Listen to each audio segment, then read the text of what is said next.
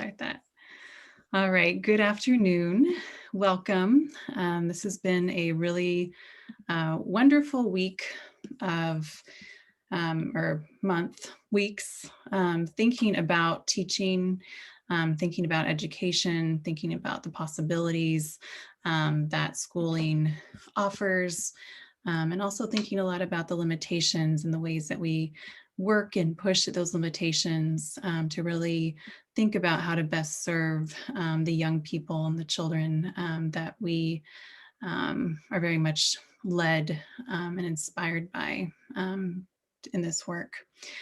So our panel today is really to the purpose of the panel is to call upon the expertise of people who are currently in the classroom, currently doing the work of teaching. And we have excellent educators who are working with special education, elementary students, middle school, and high school. And these are people from districts that are nearby Sonoma State. And so these are people who we really have a lot to learn from, thinking about their work and how specifically future educators will be doing work and working with all these great educators in the region. So I want to welcome everyone. Actually, I'm sorry, I should have not stopped sharing my screen yet. Yeah, it's one of these awkward figuring out the technology moments. So this is our list of panelists, and I think that we have everyone who's here listed, and that's just so we can know who's in which group, and also just to thank you all for your time being here. So I'll turn this over to Asia now, who we've had a number of events over these last few weeks and who might sum up kind of a little overview of what we've been doing with the celebration of teaching. Thanks, Teresa. Thank you all for being here and being part of our closing celebration. Just to do a quick recap, it'll be hard to do because we had so many wonderful dynamic sessions on a variety of topics. We had a really powerful kickoff where we had several testimonials about why teaching, right? And asking both our prospective students and pre-service students, as well as faculty and others, why is this, why were you drawn to teaching? Why is this the career for you and the career that you remain in, for some of us who've been doing this for a really long time. And so we got off to a really powerful start. We had sessions focused on STEM education. We had a session about multilingual learners and pathways to teaching content in multiple languages, and serving that need in our region, as well as a really well-attended dynamic conversation about ethnic studies in districts. I know some of you are in districts that are at the beginning or middle, or exploring ethnic studies curriculum K-12, and several others. So we also had a panel with our Male Educators of Color Support Network, which has been really successful and may serve as a model for us in the School of Education for more support networks and affinity groups in the future. We've also been looking this week at growing and supporting community. And so we had, at the beginning of the week, we had a panel. Some of you, Annette, you were there, talking about supporting our learners and ourselves in terms of restorative practices and social emotional learning. Some really good conversation about how the pandemic and remote learning has brought a lot of that to light, and put a spotlight on some of the things that we were dealing with beforehand, but were just even more pronounced in COVID times. And also the supports in place for students at SSU. So a lot of these events are really focused on our current students who are thinking about teaching, and how to pursue that, what steps to take, who's here to support, and really just showing how we have teams of support on every corner of campus between counseling, advising services through Puerta and CASE, and various invested people who want to help our young people, our students, become teachers, including all of you.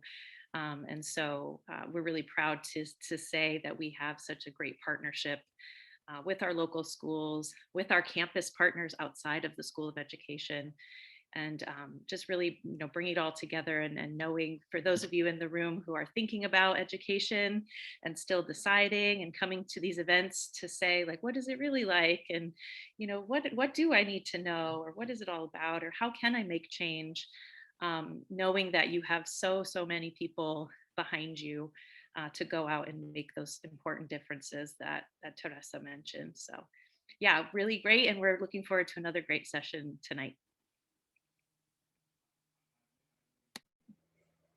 Thank you so much, Asia. That was a really great recap. Yeah, we've had a lot of really great sessions, really great conversations. Really glad that we've had so many people willing to share their expertise and take part of this.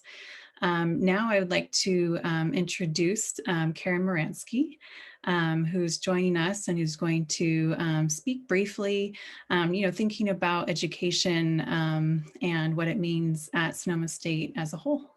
Welcome.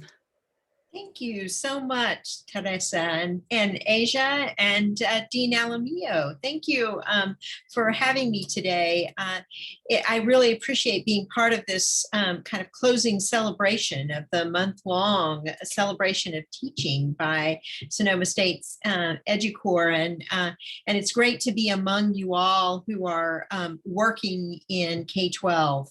The mission of EduCorps to grow the future through teaching is one that has been sort of a theme of my career since I decided to pursue teaching and learning as a profession, but more since serving early in my faculty career as the English department advisor to students pursuing a single subject teaching credential. So I feel like I have been engaged in education work, in the work that you all do for much of my career. It also is an important part of my home life. Dean Alamillo and Kelly Estrada know that my husband is the librarian at Rancho Cotati High School. So education is always, K-12 education is always part of our lives. Today at this closing ceremony, I was asked to talk a little bit about the ways that Sonoma State supports the needs and the dreams of the most marginalized students and community members. And one crucial pathway to funding for such initiatives is the change in Sonoma State's Hispanic serving institution status.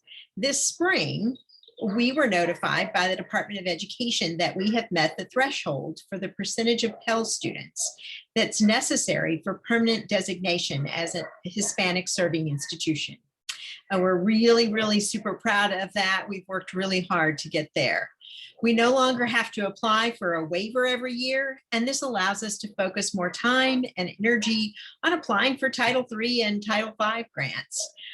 Related to that work, of course, is the upcoming renewal, we hope, of our Puerta grant, led so ably by Professors Kelly Estrada and Ariana Casessa. And so our thanks go to them for the work that they've done over the last 4 years to really build that program. That program allows us to graduate now more and more, primarily Latinx populations who are having a measurable impact in the community as teachers that can be documented and made visible to the community. We continue to work on the implementation of an assembly bill, AB 1460, on ethnic studies. You may be familiar with that legislation that was signed by the governor this past year. Sonoma State has a proud tradition of supporting teaching and learning in Black, Latinx, Native American, and Asian studies. And we're able to implement the legislation relatively easily because we already have a really firm foundation in place that we, again, are exceptionally proud of. A further indication of our progress is also, and I'm sure you've heard about this over the last month, the formal approval of the STEP Center, the STEM Teacher Education Pathways Center, designed to expand the diversity of the pool of highly prepared TK-12 educators to teach and integrate science, technology, engineering, and math into classrooms across the North Bay.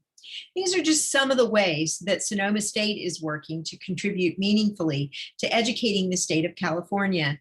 I'm grateful to work with those of you who are Sonoma State faculty working in teacher education and to support all of you in bringing to fruition the growing of the future through teaching. So thank you for letting me be here today. It's great to meet you all. Thank you so much. Thanks for joining us today. It was really wonderful to hear from you, to hear about the different ways that Sonoma State at an institutional level is working to provide these supports and continue building upon the work that's been done. So thank you. I appreciate it. Yes. Thank you so much. All right, everyone. We are now going to have a chance to hear from Dean Alamillo of the School of Education, and I welcome her. Here she is.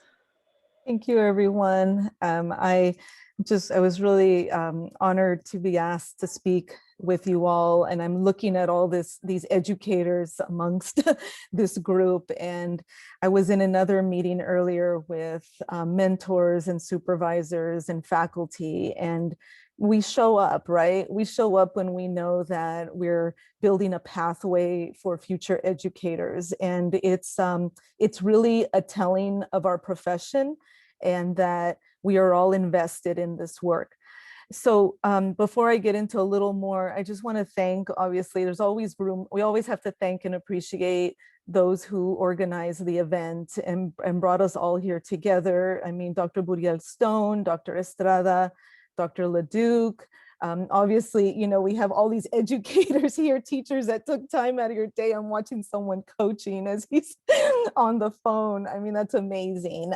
Thank you all for your time. I also just want to say that the Chancellor's Office, the CSU Chancellor's Office was really confident that Sonoma State and Dr. Estrada could lead this work. And so I'm thankful also to the Chancellor's Office that sees Sonoma State and educator preparation as a priority. And so I just always want to kind of give them a plug, because this work is not possible without the support of our Chancellor's Office. So just a little bit about that. I went to as many events as I could these past weeks, and I was thinking about what to talk about today. And I think in kind of summary, one thing I came up with is that education is not a neutral act, right? It's so I just want to reiterate, just based off of what everyone was talking about and all the themes, is that we're in spaces where they're very dynamic, they're moving. As educators, we're having to make really important decisions when it comes to our own classroom. And then you have this early wave of pre-service teachers that are entering a profession that that is often not always welcoming. And I think EduCore is making a really important stance in that it's a profession, right? We're professionals.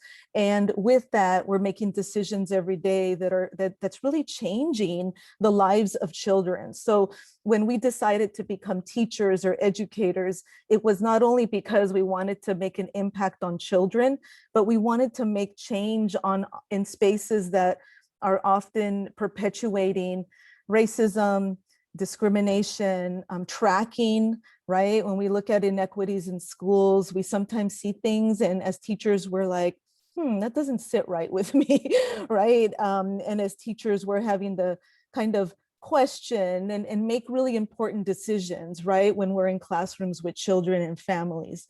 And so I also think about, other subtractive practices, like when we don't acknowledge children's gender identity, right? When we don't acknowledge that they want to dress a certain way, or when they want to wear a color that may be associated with a particular gang in a certain community. So a certain color is totally banned. I've seen all of this, and I'm sure many of you have similar experiences to share.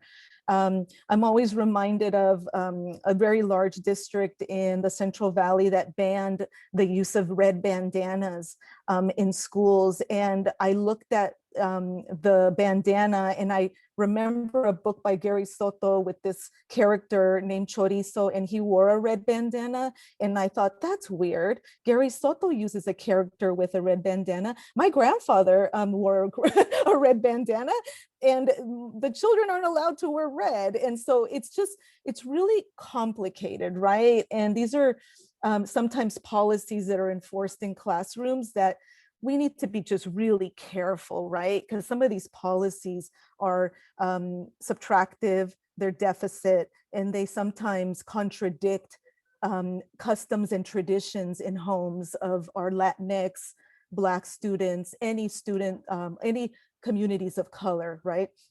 And so I was also thinking about that because it's not a neutral act, we can make change, right? As educators, we can make change.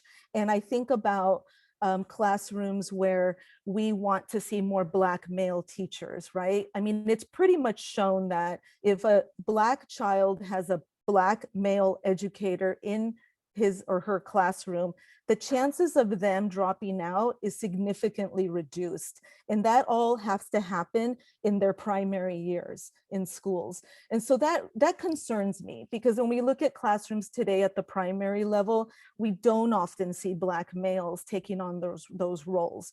And so in the educator preparation side, we need to be more mindful and intentional of recruiting Black males into classrooms, especially in those early years. So I was also thinking about, we know that educator racial diversity is really important, right, in this pathway. The ethnic studies panel was just so critical in this entire discussion, because not only do teachers make a difference, but the curriculum is just as important. So the inclusion of ethnic studies in schools is looking at literature, curriculum, pedagogy, like how are we using literature that reflects kids' lives, right? When I used Gary Soto with my classroom, my kids were screaming, I have a tío named Chorizo, or I have a tía that looks like that. And I was thinking about, yes, kids need to see themselves in literature and curriculum and pedagogy, in their teachers, in their community. I mean, it's just so inclusive, right? We have to be inclusive of these types of spaces. And so I also, there was a session, and, we can't, Provost Moransky talked about, and we've talked about COVID and the pandemic. The reality is that the connectivity in certain communities is not good. I just reviewed about 25 high school scholarship essays from a local district, and overwhelmingly the children said either they had a family member who passed away, they could not get online, their Chromebook just wasn't good. It would go in sometimes, not only was the connectivity bad, but the parents were spending significant amount of money on just increasing Wi-Fi capabilities. And so I think what the pandemic's revealed is that there's real big inequities, social, economic inequities in the communities that we're all teaching in. And so how do we make change in this global, right, problem? So that I thought also stood out in all of these discussions. And so you're all here today to share your experiences as current educators in the classroom. We need to hear about what you're doing to make change, because a lot of times, us at the college level, at the higher ed, we have certain standards and theories, and that we have to make sure that our teachers are able to adopt as they go into classrooms. But your voices and your experiences in real everyday practice is so crucial in how we prepare future educators. And so I just want to thank you all. I know that you're all here opening paths for others to follow right behind you. And sometimes it's on our backs, right? We're like, we're going to get you there to become a teacher. And so I just wanted to share those words with you all. And thank you for your time. And I hope I'm giving enough time for all of you to speak. Thank you. Thank you so much, Gina Lamio. It's really wonderful to hear your reflections on these weeks of sessions and the celebration of teaching. And also I think just really thinking about, I mean, most of us who are here, or I think all of us who are here from the school, or from who, I'm not in the School of Education. All of you are in the School of Education, and I prepare future English teachers in the subject matter waiver program. But we've all been in the classroom for a number of years. But we also, have been out of the classroom for a number of years now. And so it's really important, especially to keep our ears open, right? And to be humble and to think about the things that we know and how we know them, and how we can continue to learn in community. So I just wanted to echo that and really appreciated that.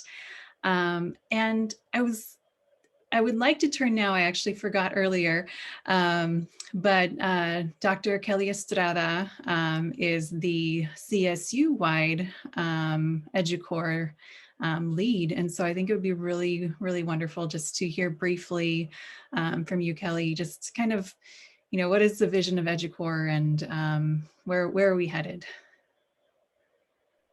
Sure, thank you so much. I appreciate getting a few moments to speak. So some of you know me as Kelly Estrada, Curriculum Studies, Secondary Education, faculty in that department. I'm also currently the chair. And also my work on the AAAEL program, some of my partners in crime from before. But today I'm here to talk about the work of EduCore, and which is the CSU Chancellor's Office signature undergraduate recruitment initiative. And EduCore represents a community of individuals interested in growing the future through teaching. And so here at Sonoma State University, EduCore represents a pivot we're making towards the creation and implementation of campus-based professional organizations that will support students in what we're calling pre-teaching pathways. And what we're trying to do is kind of use the same kind of professional designation that academic institutions use for pre-med, pre-nursing, pre-law, and really emphasize this notion of a professional pathway that kind of begins in first year, freshman, and culminates with the first year of in-service teaching and induction. So Sonoma State University is actually the beta site for this pivot that the entire program is making system-wide. And Dr. Budoel Stone is our first ever EduCore faculty lead. And she's been working with a team of faculty from the School of Education and our two credential students who are Puerta program teaching ambassadors, and their names are Andre Beard, who received our Elliott Scholarship, and Jennifer Silva. She, with the team, has designed and implemented a set of programs and activities directed at our undergraduate students at Sonoma State in what we're calling these pre-teaching pathways. So her work here at Sonoma State and that of the EduCore team is going to provide a model for the CSU campuses to draw upon in developing their own programs of professional development for students in these pre-teaching professional pathways. And for that, the work of the team, we're truly proud of everything you've done. The celebration of Teaching Month has been exemplary, truly engaging, motivating of critical thinking, and has brought teaching kind of into the center of attention at our campus. And that's what we're here to accomplish. So thank you all so much for being here and for all of your exemplary work preparing and supporting future teachers. Truly appreciate it. I'll turn it back over to Teresa. Thank you so much, Dr. Estrada. I appreciate it, and really appreciate the invitation to do this work, and appreciate all of the support, and really look forward to how this looks at other CSUs and as the years continue. So now, what we've all been waiting for, we're going to get to hear from all of you who are currently in the classroom. And so what I'd like to do is, if we can start with some introductions, your name and pronouns, if you'd like, the school, grade, group of students, district that you're in. If you want to share how long you've been teaching, you can. If you don't want to, that's okay too.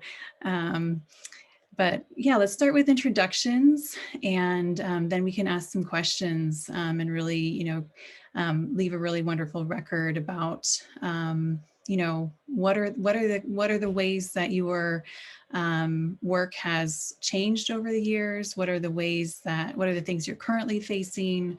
What are the things that you're really excited about, and what are some of the biggest challenges that you've experienced? But just introductions first, please. And I'll just leave the floor open. I can go ahead and get started. So my name is Ricky Alcala, Ricardo Alcala. I'm at LC Allen High School. I teach Spanish. I've been here 6 years now. I've also worked in the Roseland District, RUP. I was there for 4 years. I teach Spanish. I think I said that already. Am I missing something else? Oh, department chair, head wrestling coach. I'm in the admin credential right now, wanting to be an administrator in the near future. Yep. Thank you so much, Mr. Alcala. I appreciate it. And yeah, definitely all the other things that, educators, we're in classrooms, and we also, add on all these different roles. So yes, definitely, if you want to add those to your introductions. Thanks for starting. Hi, everyone. I'm Annette Bustamante. I also work at LC Allen High School. Presently, I teach Living Earth, Academic and Honors Human Anatomy and Physiology, and AVID. I have taught sheltered biology. I've taught physical science and earth science. I have been involved in the culture of the school for many, many years, as I've been at LC for 20 years. So still love it, still loving it. Hardest job I ever had, but because I love it, it's not hard. So I'll stop there and we'll come back. Thank you. Next. Oh, yes. Erica Raffo. I also teach at LC Allen High School. It's my 20th year. I teach English. I've taught all levels. The only class in our department I haven't taught is advanced placement, language and composition. So I've been around, done all of the courses. I'm also the department chair for, oh my gosh, I think it's been 5 or 6 years now that I've been the department chair. I also have my administrative credential, and I'm back in the master's program. I have a year left to get my master's in educational administration. And I've done all kinds of other jobs besides teaching. I've done instructional coaching, and I don't know, Mary Gail probably have a longer list of all the things that I've done. But anyway, it's lovely to be here. Thank you. Yay, LC Allen. Well, I guess I can finish out the LC Allen folks. I'm Jordan Eberly, and I am the co-chair of my department, because we have a huge special needs department at LC Allen. There's 2 of us. It takes 2 of us, but we're a great team. I've been teaching since 2006. I started out with my single subject in English. And then in 2012, I began my work at LC Allen in special needs. So I have, actually I have 3 credentials, because I also have my social science and I continue to use all of them at different times because of credit recovery classes and summer school. I love the idea of being able to teach special needs at this time of the year. And then I jump over and I teach freshman English in the summer. And then I teach history after school because I get to, see all kinds of different kids. And that's one reason why I love having different credentials. So let's see. Also, I'm part of our Pride Advocacy Club on our campus, and we're pretty proud of that. So yeah, there's always stuff to do outside of teaching. And if you're a teacher, you should, you should, get involved with as much stuff as you can juggle. So there you go. Thank you so much. Yay, LCLN. I guess I go next. So I'm Juan Gonzalez. No, I did not teach at LC, but I did graduate from LC though. So You want a job? yeah. Yay, LCLN. So I teach middle school, and I'm at Santa Rosa Middle School. I teach math. Right this year I'm teaching 7th grade advanced and 8th grade, and I haven't been there for very long. This is my 3rd year. Yeah, so.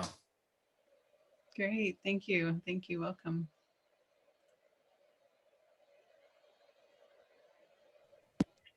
Are we moving to elementary now? Or where are we at? Go ahead. Actually, why don't we have Gloria speak and then we'll do elementary. Okay. All right, so I'm Gloria Hurtado. I teach at Hillsburg Junior High, but my first job was at LC Allen, so there's my connection there. Yay, LCLN. Yep, Mary Gail took a chance on me, and here we go. Let's see, I currently teach 8th grade math, integrated math 1, and AVID, but I've taught 7th grade math, I've taught algebra, I've taught geometry, back when those were classes. I'm a mentor for new teachers. I'm department chair over here at Hillsburg, and I'm also a teacher leader for the California Math Project. So all over the place. Doing lots. Wonderful. Thank you. Okay, elementary folks. Okay, I'll jump in. My name is Ross Hawes. Hopefully you can hear me. Sorry, I'm at a soccer game that's about to start soon at Montgomery. I'll start with that. I've been coaching girls soccer at Montgomery for 23, maybe 24 years now. And then shortly after I started coaching, I got my credential and have been teaching 5th, 6th grade. Probably about half my years teaching, it's been a combo or it's been a multi-age class, so we did it on purpose, at Luther Burbank Elementary School in downtown Santa Rosa. So I'm finishing year 22 there. Mary Gail came and drove our ship for a little bit while we were, our new principal was on maternity leave, so we had a great time with her there. Let's see what else. So 5th, 6th grade, our demographics are similar to LC Allen's. We're higher SED than some schools. And then a lot of second language learner folks, mostly Latino students. It has changed over the 22 years, which has been interesting to kind of watch over a time lapse. I have not taught or attended LC Allen because there was no LC Allen when I was in high school. But I went to Roseland Elementary K through 6 in the 80s. I was a Cook Junior High School kid finishing up the 80s. And then I went to Montgomery High School. And then I did go to Sonoma State and attended there for my credential. And I don't know, I'm the lead teacher at my school. That's kind of our elementary version of sort of assistant principal. And I've been doing that for maybe about 15, 16 years. I think that's everything. Thanks. Thank you. Thanks for joining us from the soccer field too. If we're going in order, I guess I'm next. We'll save Angelica for last. We'll go down the grades. So my name is Cynthia Spigarelli. I also teach at Luther Burbank Elementary, and where Mary Gail was for a short time. So I guess that's how she knows all of us. I've taught kindergarten, first, second, and third grade. I started in Richmond, California. I was there for about 10 years. And then I moved up to Santa Rosa on purpose. I was disillusioned for a brief time with how teaching was going in Richmond. And I moved up to Santa Rosa and found my bliss again. I have a master's in teaching English as a second language. I am bilingual. And I have a passion also for STEAM, heavy on the art and technology, and also experiential hands-on math, a la Joel, what's her name, Bowler, U Cubed, lots of that good stuff. I've been teaching a long time, but I'm still finding things to be really excited about and learning every day. Mm-hmm. I think that's one of the best things about it. There's always something new to learn. Yeah, thank you. Hello, my name is Angelica Moreno, and I teach first grade also at Luther Burbank Elementary School, and I've had the pleasure to work with Mary Gail as well. I've been teaching 22 years. I have a BCLAD. I actually started teaching in the dual immersion program in Sonoma Valley, and then shifted over to Santa Rosa. And I am also a first generation Sonoma State graduate, first generation college graduate in my family. And my passion is teaching to read. So I teach first grade, and I like to stay kind of in the K3 zone. I've taught, I've been a reading intervention teacher, reading resource, and I'm fully bilingual, bicultural. Thank you, Ms. Moreno. Welcome. So good to have you here. All right, everyone. So there's so much knowledge in the room, so many different experiences, so many classes that you have taught, credentials that you have, languages that you speak.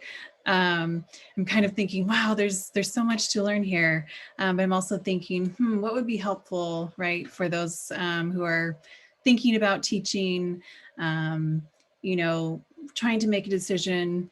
And so I think that might be a good place to start, since the EduCore mission is really to help people who are potential aspiring educators to think about, what about this career is something that, I could really see myself doing. So I'm going to kind of start from there and ask you kind of a series of questions, and whichever question appeals to you the most, or just the ideas are a good place to jump in. So you might want to talk about what led you to teaching. What is that thing that you were like, oh, this is what I want to do, and how maybe did that idea compare to what you found and what you have found over time? Also, it might be, what is your favorite thing about teaching? What is the thing that keeps you going, into year 20 and beyond for some of you? I think a final question is, for this kind of first round, what do you wish you know? What do you wish you knew when you started teaching, when you were just getting into the pathway, just getting into classrooms, or just starting to coach or to work with children or young people in some way? What do you wish you know? So anything kind of along those lines is a great place to start the conversation. I was just going to jump in, Teresa, and say that we do have some students with us, but maybe not so many to break out. So just giving everyone a reminder that we'll kind of stay in the main room for the moment and see, who might arrive, and maybe change up from there. But we are still recording, so just giving that heads up, since I know in breakout rooms that sometimes changes, and so wanting everybody to be informed. And I know Mary Gail and Kirsten, as our organizers, also have some questions on the ready too. So just wanted to give a heads up in case you're like, are we moving? Are we not moving? We'll kind of see how it goes, but kind of keep to the same room just together for now. Thanks, Aisha. Yes, and Mary Gail or Kirsten, if you do have some questions you'd like to add in, please go ahead. Yeah. Will do, but I think we should start with that. So since we started with the high school introductions first, why don't we start with elementary this time and have the elementary folks chime in on what Teresa kind of outlined in the 3 or 4 questions that she posed. Does that sound good?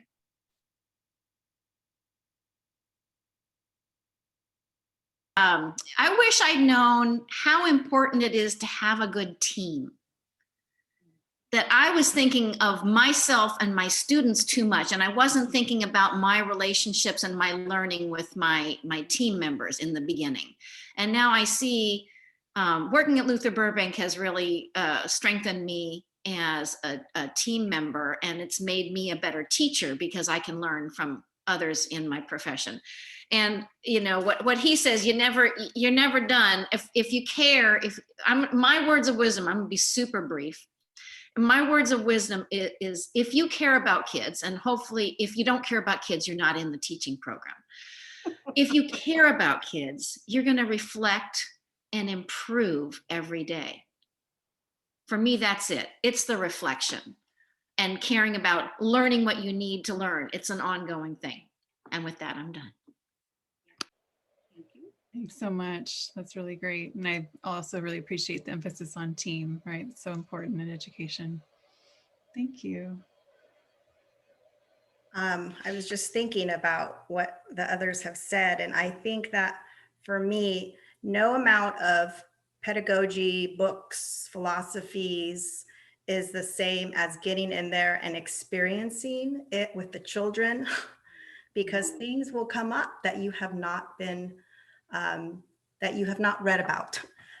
Every year is different. Every day is unique. Every moment is unique when you're teaching, and that's one of the big positives of teaching, is that every day is going to be different. And, you know, for those tough kids that you get, and you will get them, those challenges, is finding that connection with them, whatever it is. Find out what superhero they like, find out what their favorite food is. You know, if you cannot connect, they just will not receive the information from you. So mutual respect and connection is a big one. And I think that's the one thing that I would wish I had known going in, like day one, is mutual respect. No amount of books will teach you what you know until you experience it, hands on. Thank you so much for that wisdom. I totally agree, totally second that. Yeah, thank you. All right, let's hear from our middle school folks, Juan and Gloria. Yeah, I'm gonna piggyback off of what Cynthia said, the whole team aspect of it. I wish in the beginning I got out more and visited my faculty and colleagues and just had those conversations about students, because we share students and you're not in this alone. So really in the beginning you're super isolated. You kind of take on this role, and you know, my lights, and you want to give everything to your students, but at the same time you got to remember to take care of yourself. That it's okay to lock the door during lunchtime every once in a while and take that break, and that it's okay to seek out your colleagues and make a friend, because you're going to need a teacher friend. You're going to need some backup every once in a while. So yeah, I wish I learned that right away and had a better support system for myself. I definitely have it now, so it helps. Yeah, I remember those first, you know, early teacher years, and who am I going to make friends with? You know, and you learn so much talking about, you know, all kinds of things. It's just so important. Yeah, especially, you know, people now who are in pre-teaching pathways and getting their credential, right? I mean, those people are really important colleagues to maintain relationships with, even before you get to your school sites. Yeah, thank you so much, Gloria. Well, I think what I would have done my first year, it was seek out more my mentor teacher, because I had a great mentor teacher and I wish I would have learned more from her. So I wish I could ask her way more questions, because she's really the best. at what she does. And I'm very glad that got stuck with my mentor teacher, even though my mentor teacher might not be so happy. But I would wish, yeah, I would like, I don't know if I can go back. It was like, hey, seek out your mentor teacher. Ask her a bunch of questions. Every question you have, just ask her. Keep asking, keep asking, keep asking. Yeah. Then everything else, all of you said, is actually how I feel. So, yeah. Great. Yeah. I'm thinking about, Jordan, do you want to chime in about special education or just teaching in general? What have you? Sure. So just in teaching in general, I wanted to say, I've been asked this question by teachers before because I've mentored a lot of teachers. And the one thing that I have always reminded them is to keep some type of a feeling file. I don't know what you can call it, a bad day file or whatever. It's those cards, those poems, letters, essays from kids, photos, that kind of stuff that not only that kids give you, but your other staff members and stuff, because the fact is you're going to have bad days. And when you have a rough day, you can pull out that file and it makes it, okay, now I know why I'm still teaching. And you will have those. I mean, you're not going to have an empty file, I guarantee it, because if you are a teacher that is connecting with students, you're going to have that. So, and I mean, it just grows. Now I have like almost, a filing cabinet full of it, but it's well worth it. As far as special ed, I don't have to tell the rest of you that are teachers, yeah, as far as teamwork, the IEP team that we have at our school for each student with special needs is so important. But at Elsie Allen, we just pride ourselves on that. Our special ed team is so we're just so close knit. We're like a family within a family.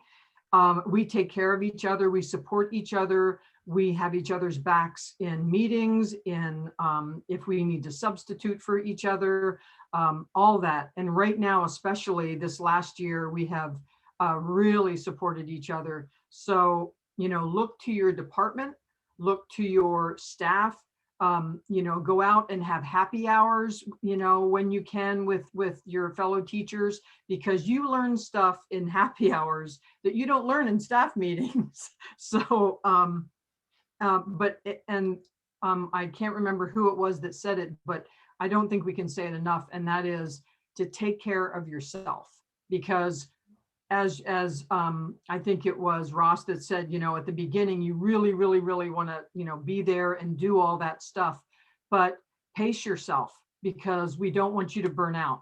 That's such a sad, sad reality nowadays. We don't want people to burn out. So pace yourself. It's a marathon. You'll get there. Thank you so much, Jordan. That was really, yeah, I appreciate that. It's a good reminder, especially right now, with so much going on and so much need. Thank you. I think we want to hear from Annette and then Ricardo. Okay, so many wonderful things have already been said. And like Ross said, my first year, I had this glowing big idea of how I was going to change everyone's lives. And I did a little for some of them, but there was some disheartening moments when I didn't accomplish everything that I thought I could. But what I didn't realize is that passion and that caring was the right step in becoming the kind of teacher that I continue to grow into. And that is connecting with your students. That is creating this bond and remembering that they have needs and that you need to be able to build a reflective practice, not only with yourself, but with them as well. And the idea of having your team, I am so lucky, like Jordan, the special ed department is amazing. So is the science department. We have so many. I have colleagues that are amazing and have been the whole entire time. My first year, my first quarter grades, I was pretty upset and I was in tears because I'm like, how I must be a horrible teacher because I expected them to all be A's and B's, and they, Paul Fleischer came to my rescue on that one. And Mary Gail and Kirsten, you know him very well, so you know why that would be. But the thing I need you to remember for those first couple of years is definitely be passionate. And it's okay to feel sad that maybe you're not doing everything you think you are, because I'm telling you, you are doing more than you think, right? You are connecting more than you might think with your kids. And if you're a caring person, if you care about your children, and I can't imagine getting into teaching if you don't, everything is just going to flow in the way that it should, and you will continue to grow and become an effective educator. So it is one of the most glorious jobs I've ever had. And I did not come out of college. I had a life before I was a teacher, but now I have a teacher life and I love it. So here I am. Actually, it's 21 years later, still doing it, still loving it. So there you go. Oh, and by the way, I have my 9th student teacher right now. I'm a mentor as well. And I work with Trellis, and it's amazing. So if you get that opportunity, please, please jump in. Mm-hmm. I'm so glad you mentioned that, Annette, about Trellis and the work that, and many of you have had student teachers or have student teachers right now, or will have student teachers, Juan, because you're only 3 years into this. So it is a way to give back for sure. Ricardo, Ricky. Oh, Annette, were you going to say something? I was just going to add a little bit more about that. Education really started to turn with the advent of technology, cell phones and social media and all of that within the last 6 or 7 years. And working with students became a different process because of that. And Trellis has really helped to navigate and put in place structure that help you grow as an educator and make sure that you're doing everything that you can to help your student. You facilitate the learning process by getting the kids to become leaders of their own learning. It's truly an amazing process, and it's amazing. I cannot give it enough kudos. So. Great. Let's hear from Ricky, and then I know Erica's chatted that she's driving, but hopefully she can join us as well. Oh man, I'll see. I'll try to keep it short for everybody, but hopefully what I share is somewhat impactful. So for me, my story is so I'm Mexican American. I was born here. Parents are from Mexico, and I'm first generation as well. And my parents don't have more than a 3rd grade education. And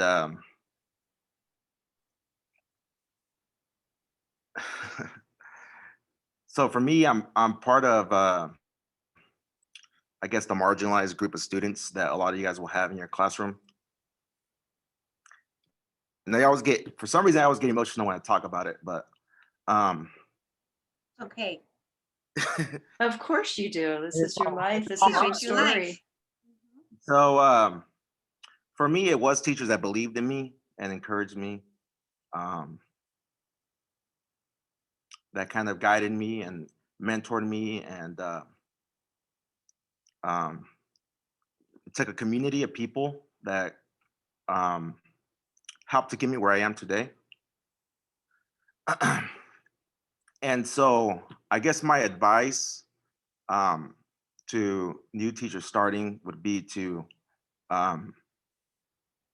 just be careful of the single story narratives of our students, especially our marginalized groups. Try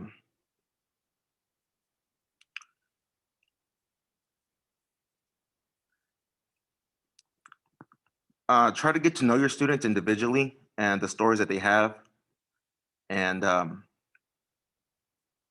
try not to like pigeonhole them into believing what you believe and how you see the world, because their perspective is very unique and it's very important. And they need to have a sense of belonging. And for a lot of them, it's the classroom. So yeah, so with my story, the single story narrative, there's a plot twist, and I am the plot twist. So and that could be the case for your students as well. So that's kind of my advice to you as new teachers. Thank you.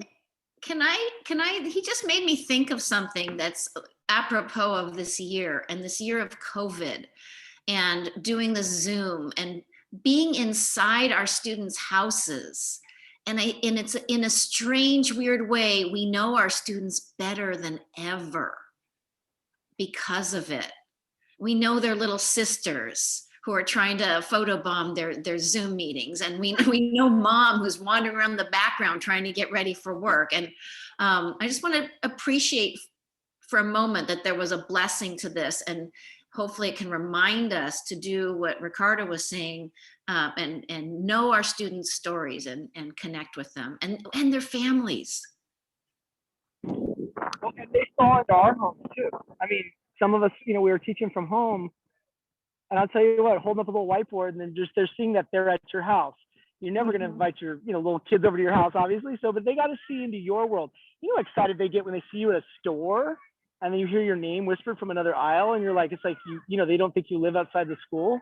So to actually go one step further and say, they live in a house, and that you're sharing your space with them too. And I was going to say, share your fallibility, share your humanity.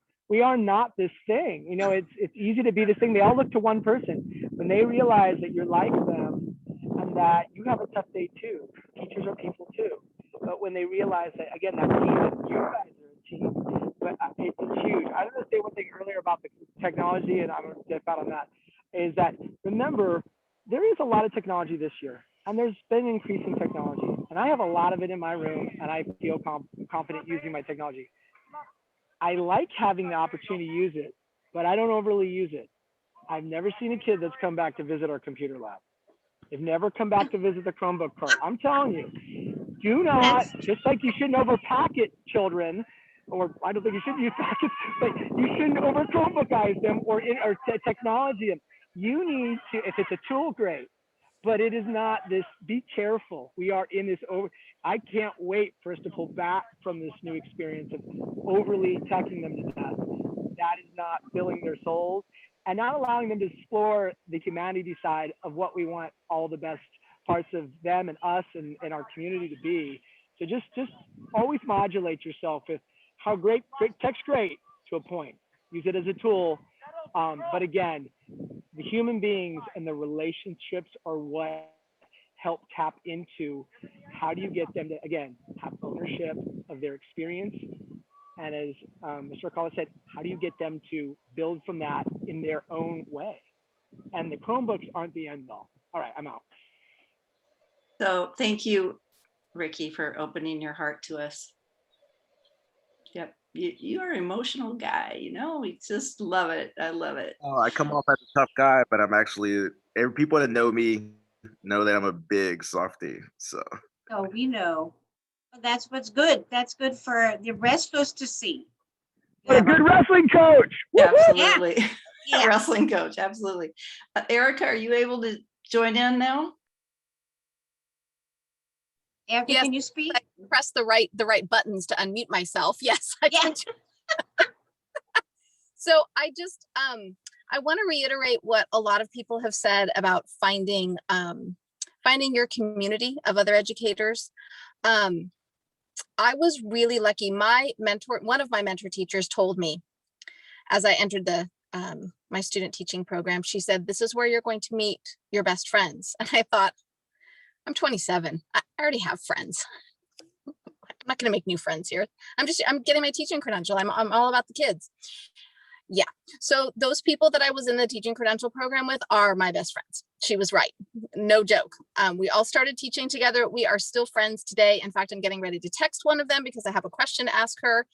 You can talk to Dr. Kornfeld because we were all in his class at Sonoma State. We're his chicken bone gang, and you can ask him to tell you that story some other time. But we did our happy hours. Every couple of Fridays we'd meet for drinks and just to commiserate and get ideas and talk about the students that we had in common. And it felt really good to be with people who were like-minded. So when you go into teaching, don't just pick anybody to be your community. Find the teachers who are innovative, find the teachers who after 20 years are still excited about teaching and still love their jobs. That's who you want to surround yourself with. This is a really hard job. And I sound like an ad for the Peace Corps, the hardest job you'll ever love. But I cannot imagine doing anything else with my life. I am incredibly grateful that I had the opportunity to become a teacher, that I'm still in education. But find your people. Don't just take anybody, because there are a lot of people who are getting burned out. And there are a lot of people who feel that their way is the right way. And when you're all about students and building relationships with students, you need to look at them as individuals. They're not a bunch of test scores on a piece of paper.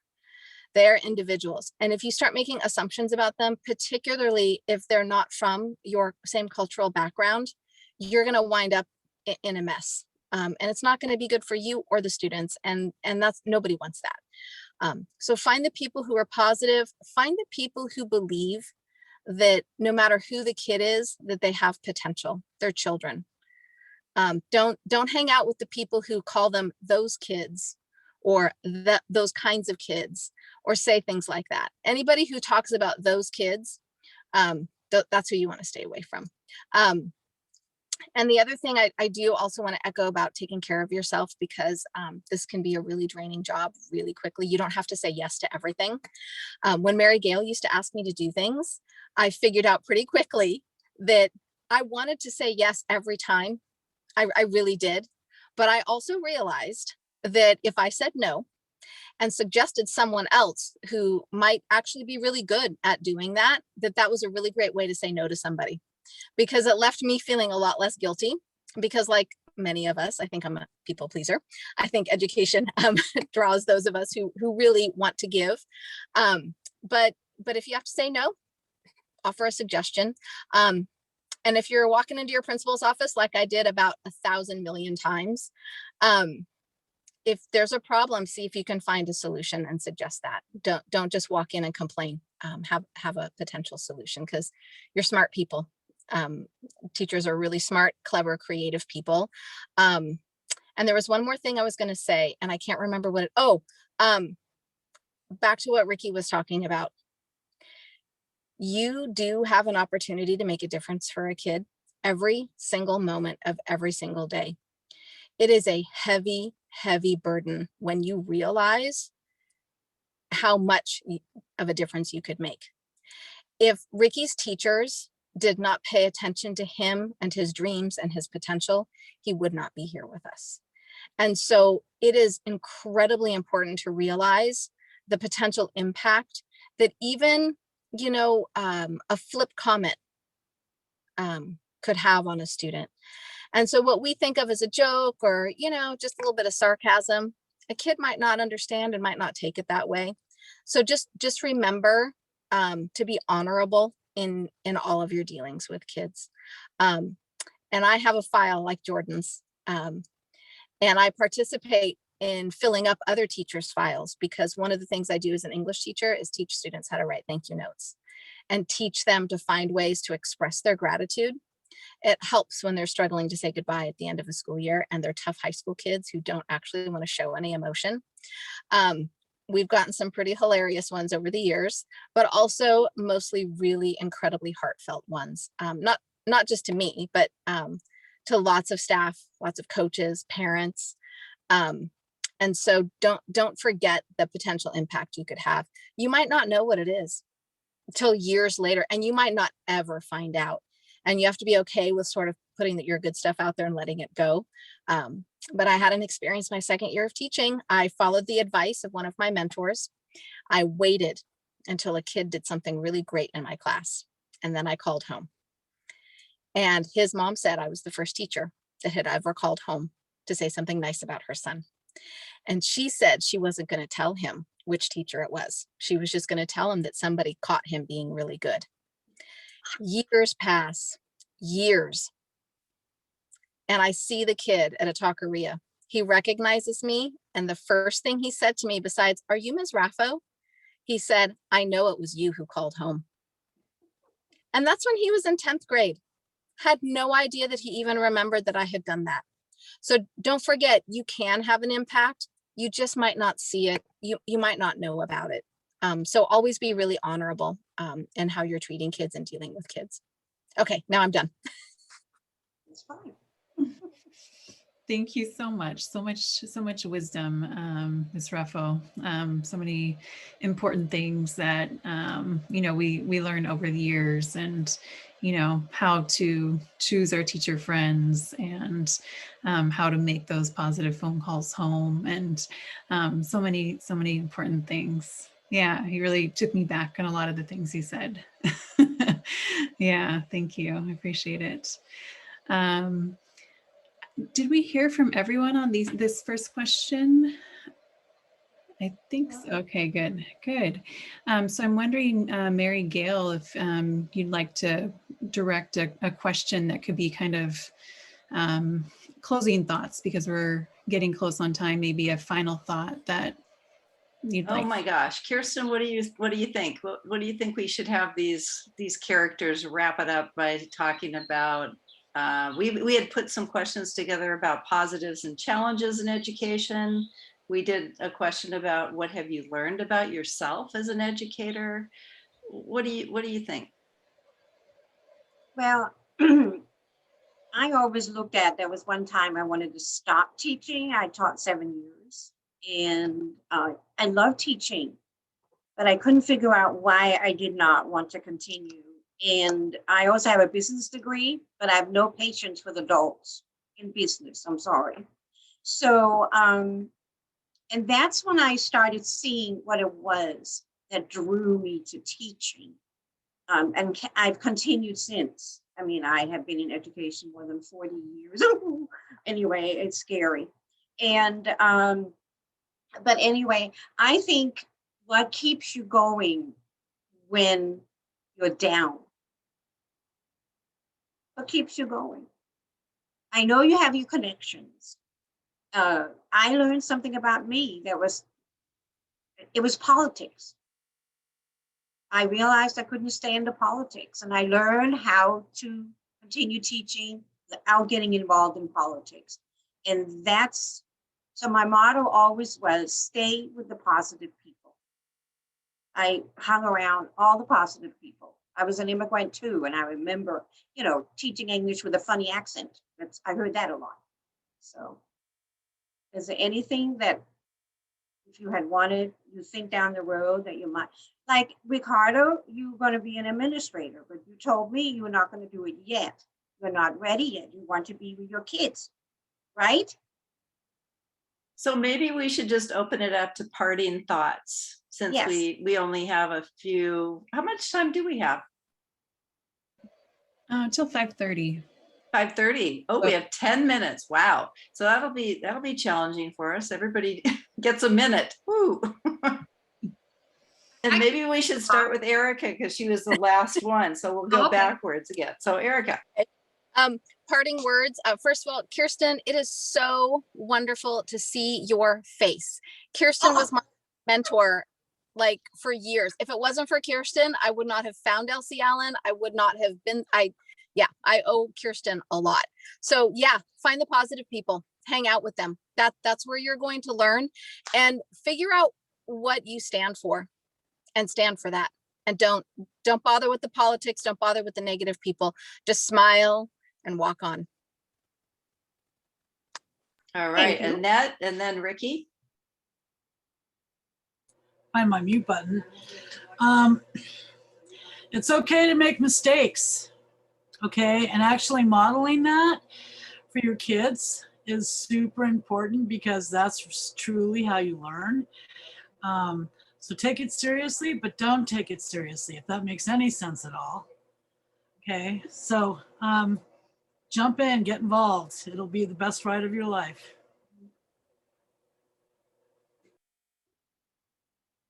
Go for it, Ricky. I guess mine would be kind of in line with what Annette said. Is to, I mean, especially the first 2 years, like mess up as much as you can, or do as much research as you can, as much strategies, implement an array of stuff, and you will eventually figure out what works for you and what your students respond to. That's right. So, and then go from there. Nice. Okay, then Jordan, and then Gloria, and then Juan. Yeah, this is going to be tough by the time we're done, because I think, you guys are taking all the good stuff. Yeah, I like the idea of, don't take yourself so seriously. Implement, at the beginning, and then pick and choose what you want. When you asked me about the what were some challenges, I started writing those down before the meeting. And one of the things I put down for challenges was building curriculum or finding curriculum to fit your own teaching style. But you know what? There's so much out there.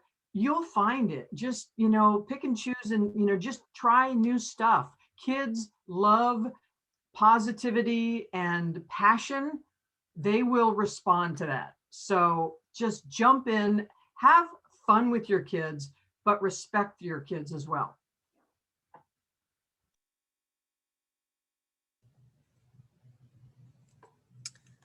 Let's see. I guess I will go with, man, you don't have to be perfect every day. At the end of the day, you just be a little bit better than yesterday. And that'll be fine. Kids don't need a perfect teacher. They just need you to be real and respect them and honor the fact that they are still kids. Even, my middle schoolers who are taller than me, at the end of the day, they're still little kids. And just keep that in mind and have fun with them. Middle school's where it's at. So I'm just throwing that out there. So the best advice I ever got is from my mentor teacher as well. Amazing mentor teacher. That was Gloria, by the way, for people that don't know. So yeah. Be yourself. That was the best advice. Just be yourself. Why? Because the kids will see right through you if you're trying to be something you're not. They will. So just be who you are. And for me, it's laugh at everything. Awesome. Awesome. Angelica. Have fun, be flexible, don't expect to get it all right, and share your journey with the kids that you are new. I wish I had shared that I was a brand new teacher with my class going in. And I think they will appreciate that.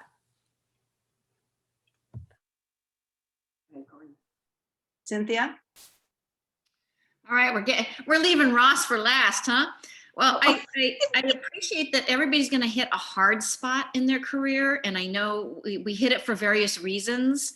I know when it's something in the classroom, I try to learn my way around it. How can I educate myself? How can I, who can I ask for help, support, advice?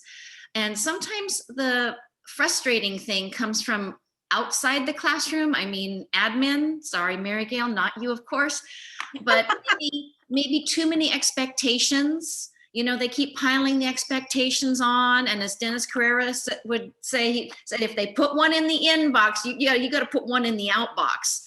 But in a pinch, I just go by this motto of shut the door and teach. Shut the door and teach. Go back to what your joy is. Go back to what you're here for. Shut the door and teach. Nice. Ross? Dennis Kerr was actually my mentor teacher back in the day. And he would always say relationships. I totally agree with that, as long as they also learn from stuff. I love if we build on relationships, but they better be leaving something out this suitcase. Give them something to take with them. You need that agency. I heard someone say positivity. That is so huge. Authenticity. Absolutely. They see right, again, somebody said they see right through you. They totally do. But they know you really care. You know, it's like we read Call of the Wild every year. If you've read the Call of the Wild, in chapter 6, Buck the dog pulls 1,000 pounds, does the impossible. And he does. And everybody's betting against him. Your kids, not that you're going to get them to, it's like athletes too. You get them to find that extra something.